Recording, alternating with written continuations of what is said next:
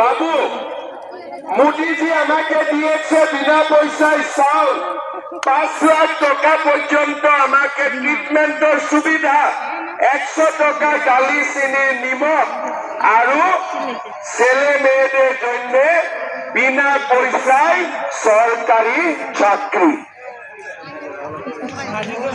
কংগ্রেস আগে আমাকে অতগুলো দিয়েছিলাম, কংগ্রেস আমাকে দিয়েছিলাম।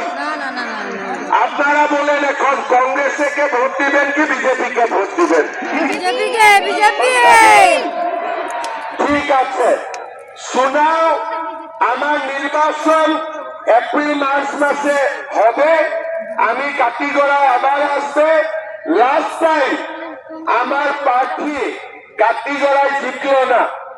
এবার আমি কাটিগড়ায় বিজেপিকে জিতাতে হবে, হবে কিনা? একটা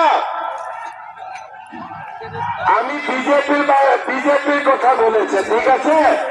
আপনারা সবাই বলেন বিজেপি জিতবেন কিনা? জিতবেন। ঠিক আছে, এখন